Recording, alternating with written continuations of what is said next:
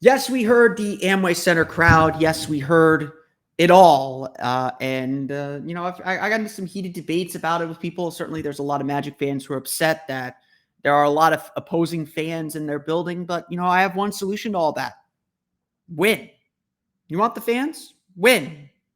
And this team is getting close, but just not there quite yet. Let's dive in another Locked On Magic.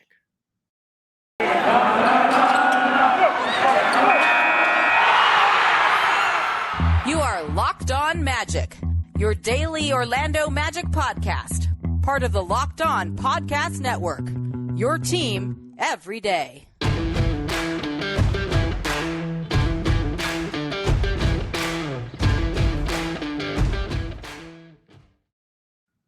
And you are indeed Locked On Magic. Today is January 6th, 2021. My name is Philip Rossman-Reich. I'm the expert and site editor over at OrlandoMagicDaily.com. Of course, follow me on Twitter at PhilipRR_OMD. On today's episode of Locked On Magic, we'll talk about the Orlando Magic's loss to the Philadelphia 76ers, why this team is still knocking so close on the door. A couple of very, very big injury scares, still probably a little frightened. And why the Magic are suddenly struggling in the clutch, and why that's both a sign of some encouragement that they're back in these games, but also certainly a sign of frustration and perhaps potentially a sign of where this team is really struggling at this moment. We'll get to all that coming up here in just a moment. But before we do, we want to thank you for making Locked On Magic part of your day. Every day, no matter when you listen to us, whether it's first thing in the morning, right when we upload, at work, at school. Don't do it at school. Don't do it at work. You can do it at work, maybe. School, probably a little tougher. While you're working out, definitely do it then. No matter when you listen to us, we truly appreciate you making Locked On Magic part of your day every day. Remember, we're available wherever you download podcasts, as well as streaming on YouTube. We'll get back to having some special YouTube shows here coming up in the new year. The Orlando Magic, we're happy to have Cole Anthony back. Like, really happy. Like, the kid is just bouncing with energy and playing just out of his mind. Like, he looked like he was trying to make up for lost time throughout the course of the game. And, the one thing we could keep saying is this Magic team is not afraid. This Magic team does not care who is on the other side. This group wants to play and wants to win and is playing with some supreme effort. We'll talk more about this next week as we hit the midpoint of the season. I've definitely got a few thoughts on where the Magic stand, but the vibes on this team are immaculate. This does not feel like a 7-win team. This does not feel like a team with the worst record in the league. This does not feel like a team that has the worst record in franchise history at this point of the season.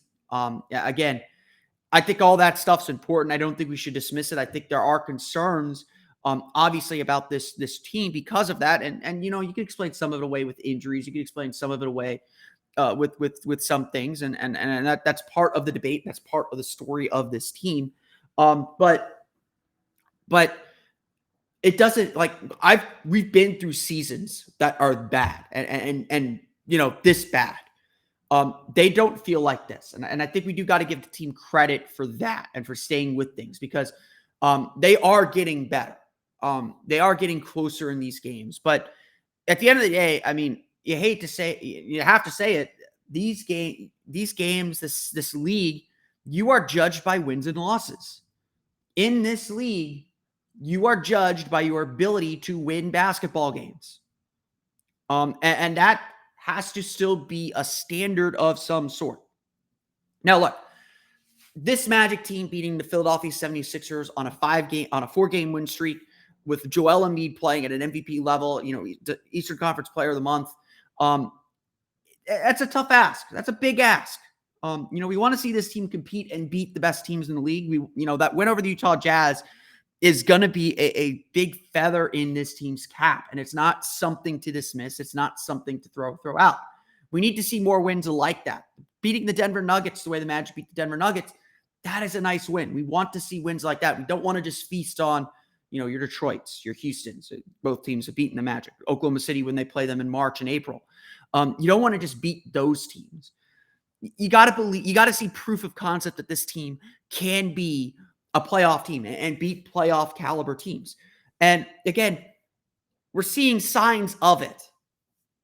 But as close as this team is, they're still really far away from the consistency they need to win. This is a game the Magic had. This is a game the Magic had maybe a little strong, but this is a game the Magic were really in. This is a game the Magic had control of for much of the contest.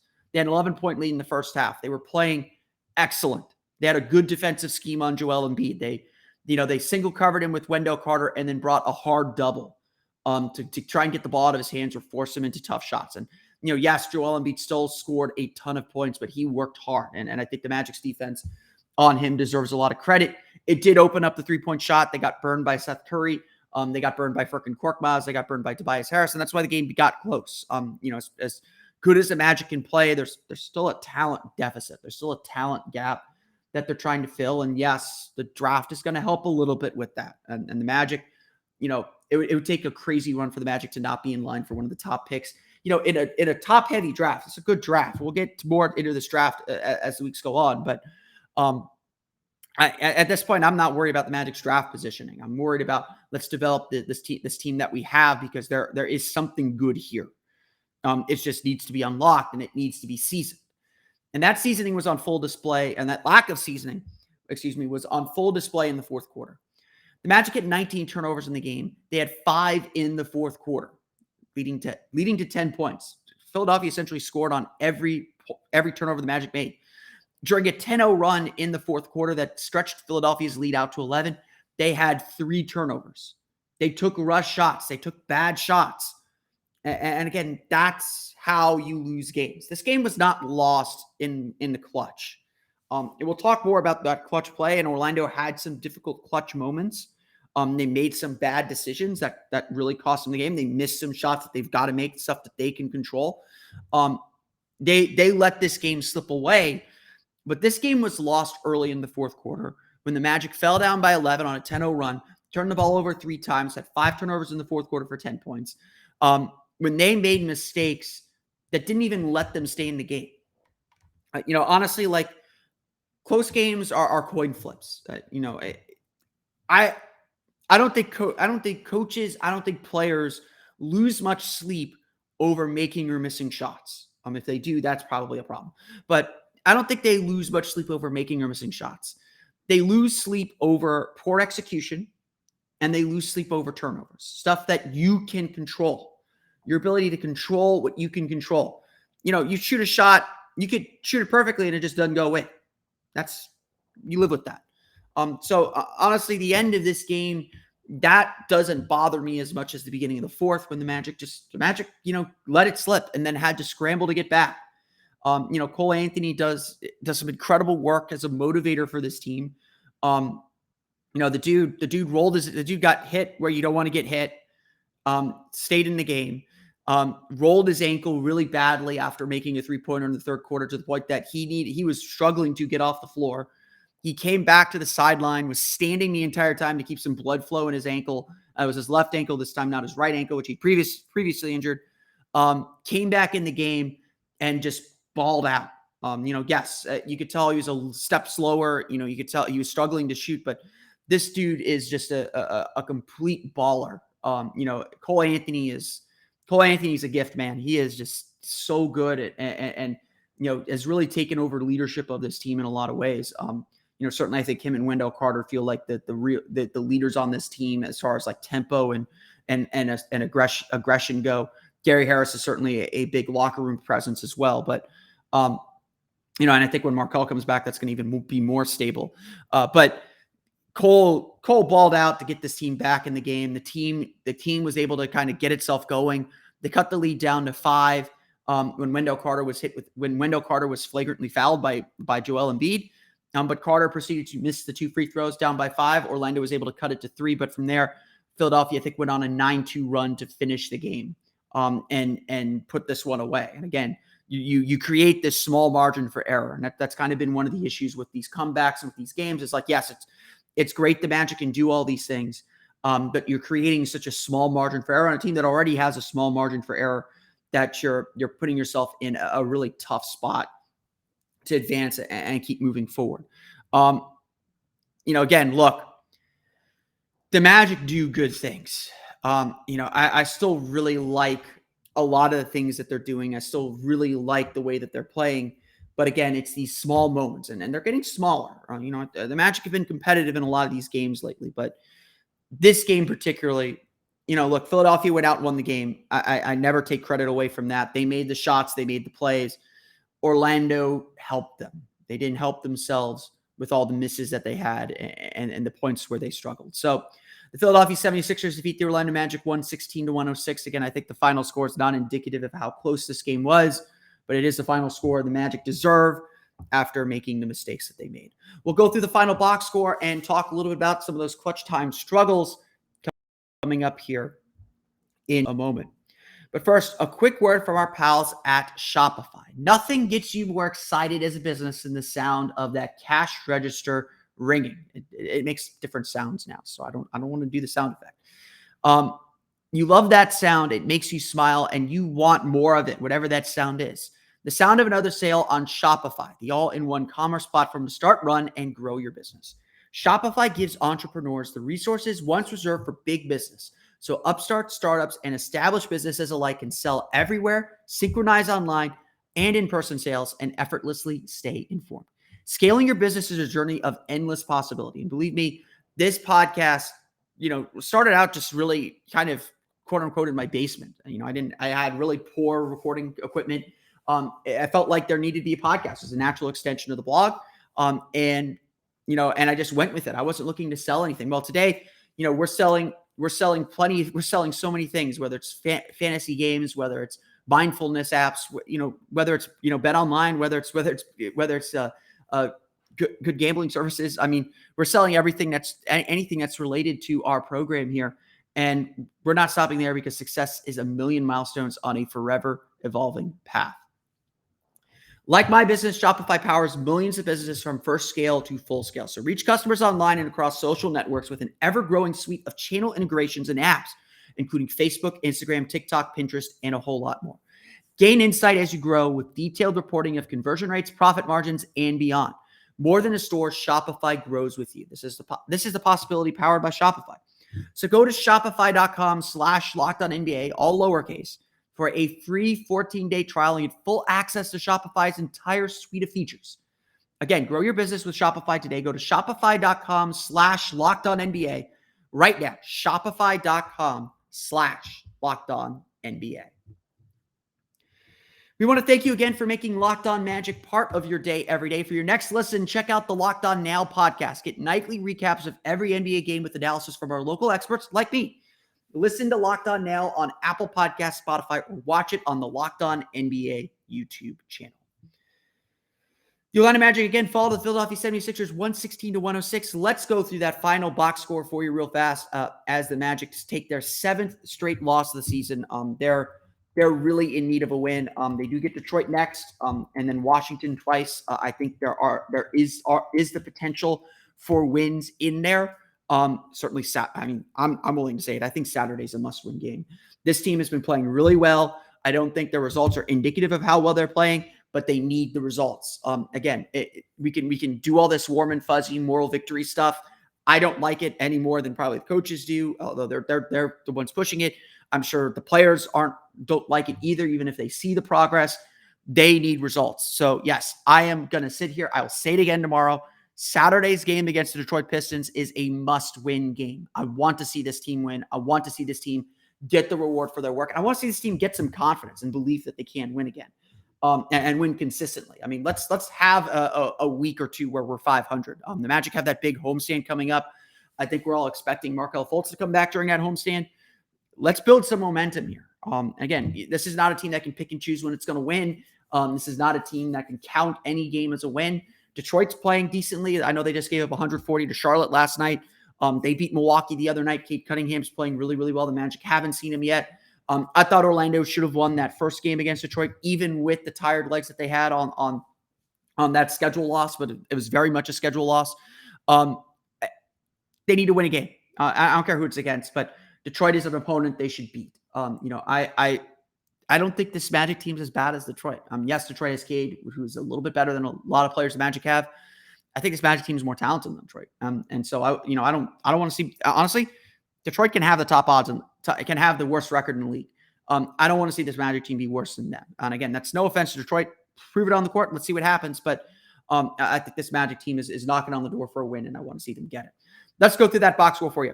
Cole Anthony back in action for the first time in a couple weeks since before the outbreak, although he was never part of the outbreak. He had the sprained ankle.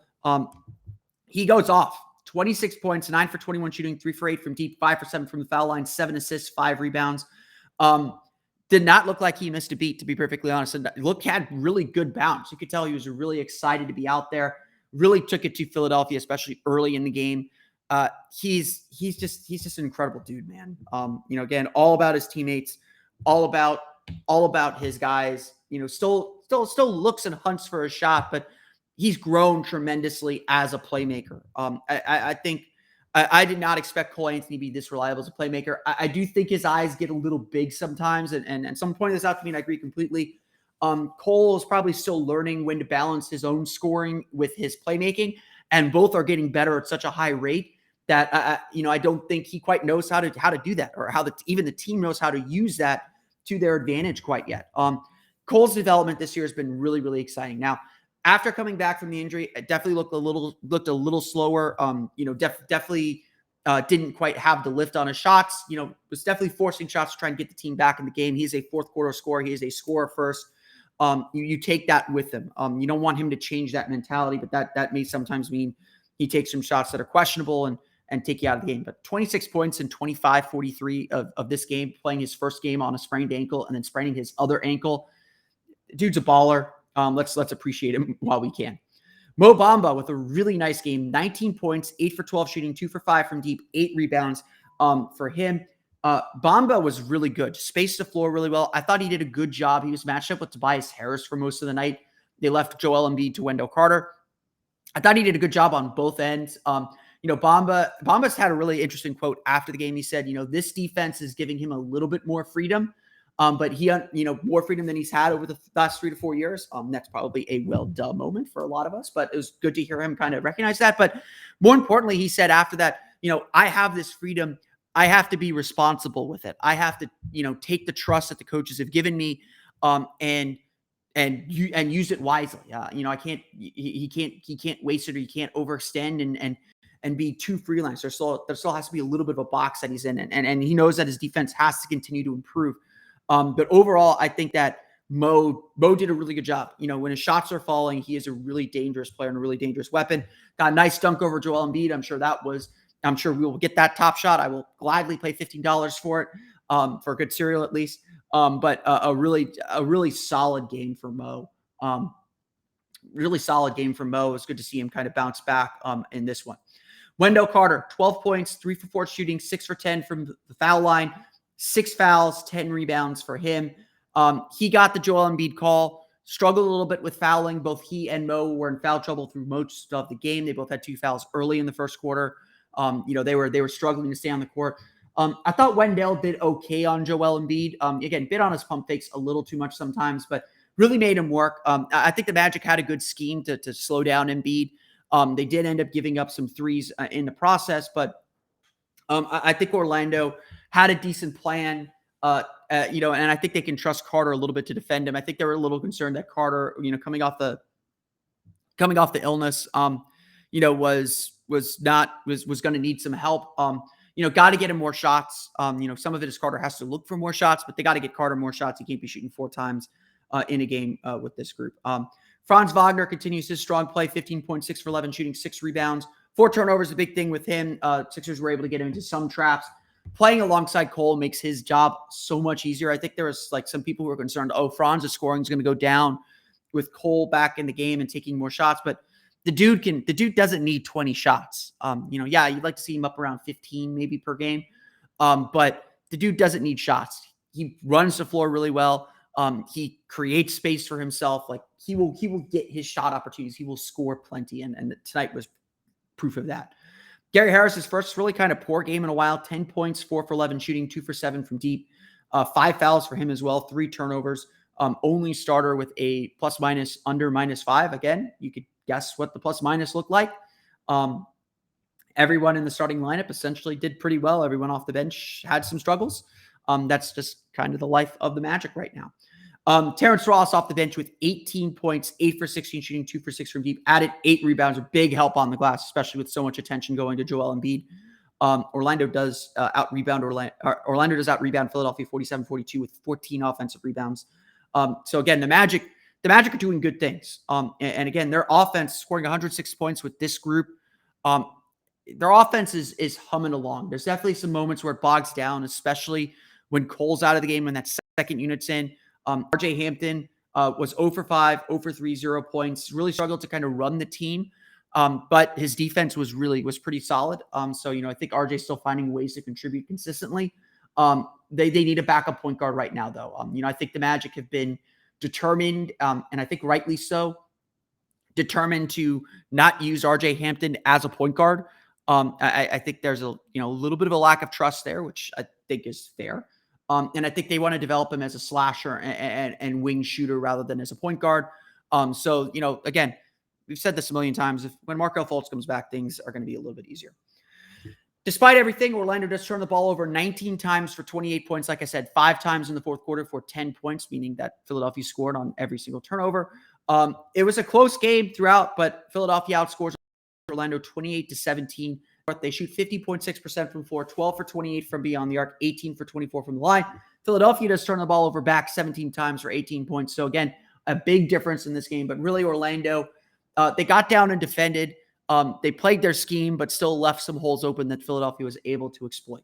Seth Curry scores 20 points, 8 for 13 shooting, 3 for 5 from deep. That was big in the first half. Furkan Korkmaz, 20 points, 6 for 15 shooting, 4 for 9 from deep. He was big in the second half. Tobias Harris got going, 22 points, 9 for 19 shooting, 3 for 6 from deep. And then, of course, Joel Embiid, 31 points, 12 for 22 shooting, 7 for 10 from the foul line. Only 5 rebounds for Joel Embiid. So good job there for the Magic. He had 6 turnovers. So like I said, I think the Magic scheme on Joel Embiid was pretty good, but they did struggle to get back out to three-point shooters. They did put a little too much attention on him. It's been a struggle for this Orlando Magic team. Putting too many guys to the paint has been an issue. The Orlando Magic fall to the Philadelphia 76ers 116-106. We'll chat a little bit about the Magic's late game struggles, some of the extracurriculars in this game coming up here in just a moment. But first, BetOnline would like to wish you a happy new betting year as we continue the march to the playoffs and beyond. BetOnline remains the number one spot for all the best sports wagering action for 2022. New year and a new updated desktop and mobile website to sign up today and receive your 50% welcome bonus on your first deposit. Just use your promo code LOCKEDON to get started. From football, basketball, hockey, boxing, UFC, and your favorite Vegas casino games, don't wait to take advantage of all the amazing offers available for 2022. BetOnline is the fastest and easiest way to wager on all your favorite sports. BetOnline, where the game starts. A big moment that fans were talking about after the game, and I'm with all the fans on this. I as a longtime Magic fan myself, as someone who's been going to games since I was a kid, sitting in the stands. Some of these home games have been really frustrating. Look, Orlando is a transitory market. A lot of people move here. There are not a lot of native Orlando residents like myself. There's not a lot of people who tend to stay in Orlando. I think that's changing. I think Orlando is developing a new identity and building people who come here and stay here and build their families here.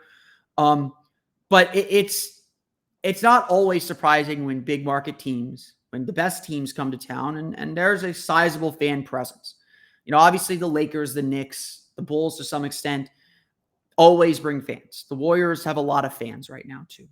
Steph Curry has a lot of fans right now too. The Nets, they don't travel as well as the Knicks, but they have a lot of fans. And obviously the Heat coming from Miami, having the success that they've had, they fill the stadium up a little bit, and the crowds can get a little raucous, and it gets a little frustrating. And at the end of this game, and Philadelphia fans are very much the same. At the end of this game, with the Magic down by 5, Wendell Carter at the foul line on those flagrant fouls, He missed a free throw, and the Sixers fans right behind that basket that they were shooting on near the Sixers bench got loud. The Sixers bench noticed it and egged him on, and he missed another free throw. Joel Embiid, as the Sixers were pulling away at the end of that game, was trying to get the crowd up, and he got clear MVP chance throughout the course of the game. And this stuff is absolutely frustrating as a Magic fan. But at the end of the day, there is nothing that Magic fans can do other than organize, show up, create cheering sections of their own, which there are a few groups doing that. The only thing the Magic can really do is win. That's the only way this is going to change. The Orlando Magic lost a generation of fans, to be perfectly frank. But after Dwight Howard left, which they had done a great job rebuilding the fan base after Dwight Howard left. After Dwight Howard left, they went 10 years in the desert. And while there were a couple playoff appearances in there, not anything serious. Not a team that was, that was their peak. That was as high as they were going to go. And the Magic struggled to advance that team further.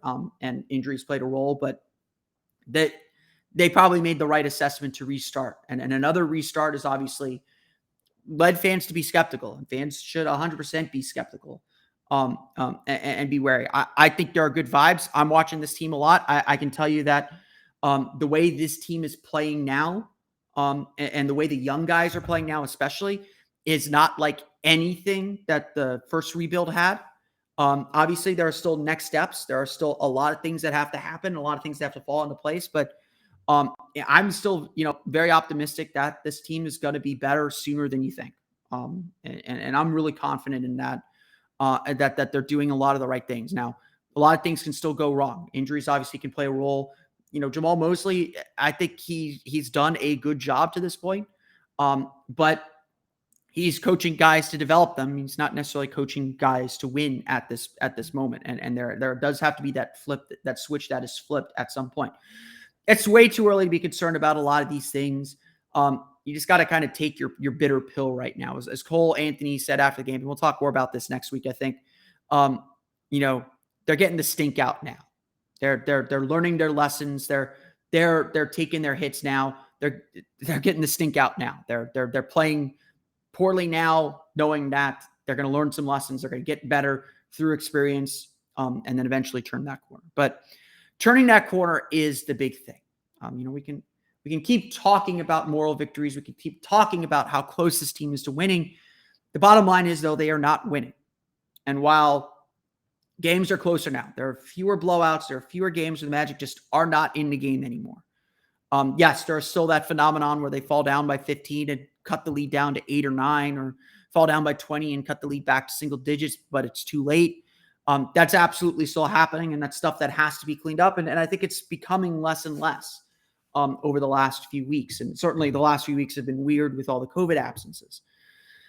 But the Magic have to start winning games. And with this group, they're not going to blow very many teams out. They're not going to win very many games comfortably. 5 of their 7 wins this season have come in clutch situations. They're 5-11 in situations with scores within 5 points in the final 5 minutes.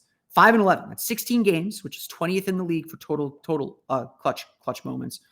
But 5 of their 7 wins have come in clutch moments, needed clutch play. And this team has shown it has those clutch chops. Cole Anthony is a clutch player. The dude is, I think, still 3rd or 4th in fourth quarter scoring in the league. He was averaging 8 points per game in fourth quarters. Again, he scores. Like, that dude scores. Now, is he scoring efficiently? Is he scoring effectively all the time? No. And the thing about close games is close games are coin flips. Close games can go either way. They're not always determined by your ability to execute. And I tell people this all the time.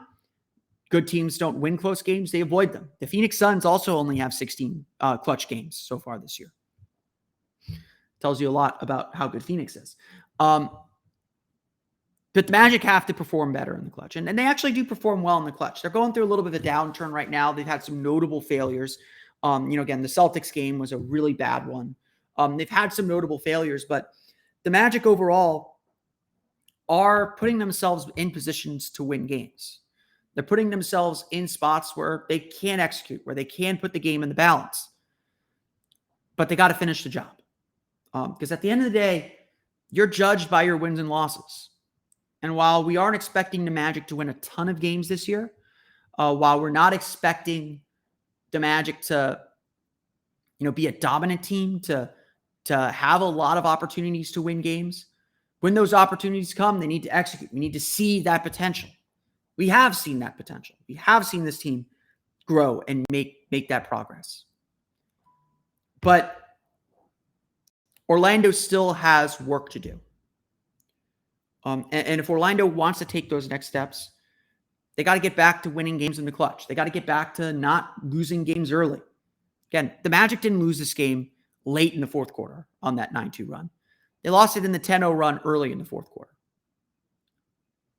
And that's really what it's going to come down to. The Magic need to win some games. Again, I don't care about draft position. The Magic have done the work to have bad draft position. I've told everyone that will listen to me, the Magic are going to win some games late. Their schedule is set up for them to win games after the All-Star break. They play New Orleans once. They play Oklahoma City twice. I think they play Houston once in that stretch. I think they play Detroit a couple times as well. They're going to win some games late in the season. I think they're going to steal some games late in the season. I think we're going to end the season on very good vibes and very, very happy because we're going to see this team at full health at some point and for a continued stretch. And that's the stretch that is going to show us that, okay, something here works. There's something to build on, and we need to see that. The Magic got to get there, and they got to pick up some wins in the process to create belief and continue belief in what they're doing. They're good things. Again, it's a moral victory, but there are good things happening with this team. But I wouldn't blame them.